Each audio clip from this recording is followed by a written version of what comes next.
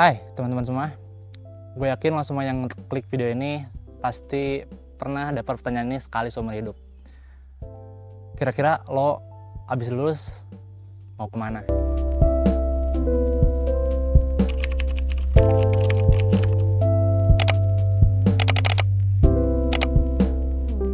Hai, gue Acep, dan belakangan ini gue sering kali bertanya pada diri sendiri dan dapat pertanyaan dari banyak orang gitu. Kira-kira beres lulus ini lo mau lanjut kemana? Dan pertanyaan ini mengingatkan gue tentang potongan-potongan lagu dari lagunya Tulus berjudul Kelana, yang potongan lagunya kurang lebih seperti ini. Tak kemana, mau kemana, hendak mencari apa, menumpuk uang untuk apa. Ya setelah gue dengar lagu itu, menumpuk uangnya belum, tapi udah ditanyain mau kemana gitu ya. Tapi jujur lagu ini itu bikin gue refleksi gitu dari apakah gue benar-benar mau kemana gitu setelah ini tuh. Begitupun lanjutan dari liriknya yang liriknya kayak gini.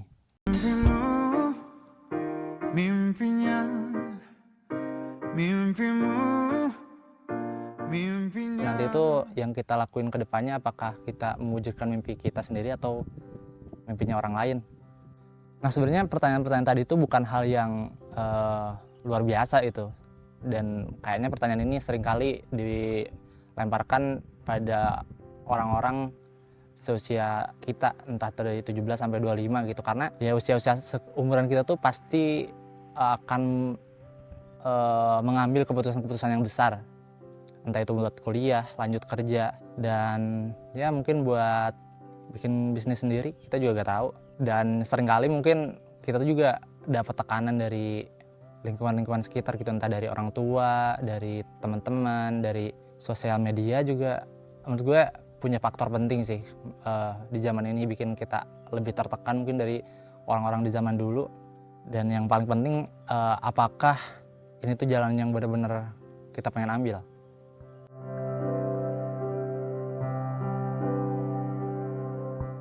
Menurut gue setelah gue ulang-ulang lagunya, lagu Kelana tadi punya Tulus, gue dapat beberapa insight kalau sebenarnya yang jadi pertanyaan itu, kita kemananya itu mempertanyakan pada diri sendiri kalau kita tuh belum punya tujuan gitu kan.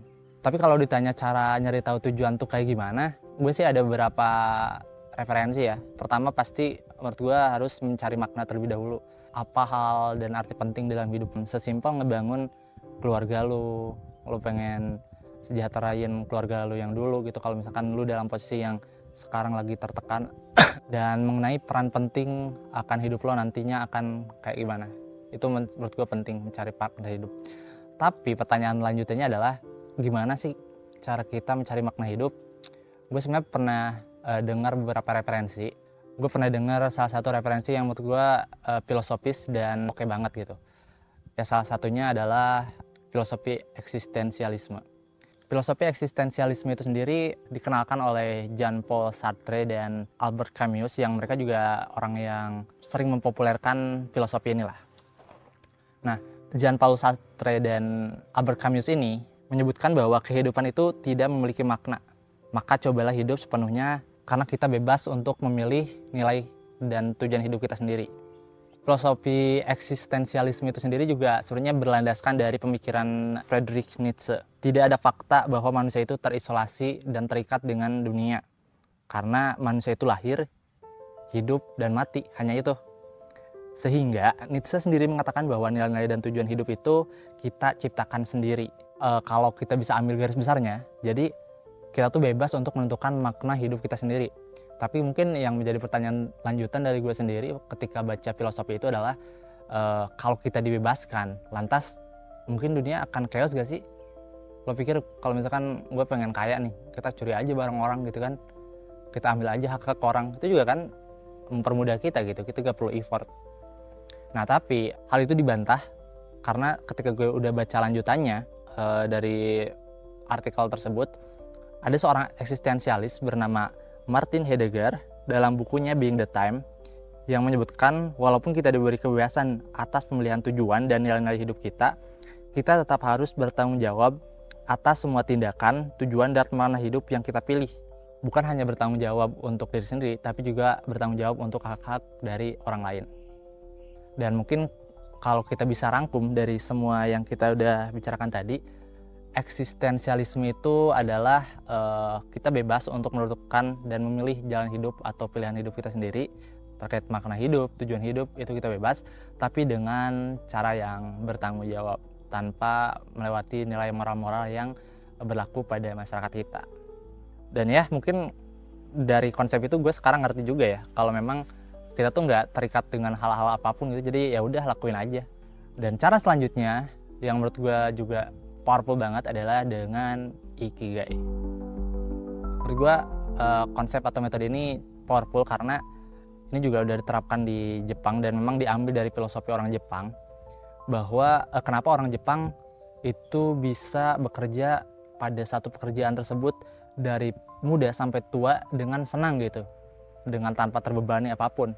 Dan ternyata konsep ikigai itu sendiri menggabungkan berbagai faktor yang mana akan mencapai titik keseimbangan antara apa yang lo sukai, apa yang orang butuhkan, apa yang menjual, dan apa yang lo kuasai gitu. Jadi menjual iya, lo suka iya, lo juga bisa lakuinnya, dan orang membutuhkan hal tersebut, sehingga muncullah nanti irisan dari keempat faktor itu menjadi titik keseimbangan di mana pekerjaan atau profesi dan atau mungkin tujuan yang pengen lo lakuin sampai nanti tua. Oke, sekarang harusnya lo udah tahu bahwa ketika kita ditanya mau kemana, ya kita harus tahu tujuan dulu. Tujuan itu bisa dicari dan bisa kita buat sendiri tanpa paksaan orang lain, sesuai dengan apa yang berarti buat hidup kita. Kalau memang kita masih belum bisa nyari, ya udah kita jalanin aja dulu, karena mungkin perjalanan tersebut juga adalah sebuah pencarian dari makna dan tujuan hidup kita.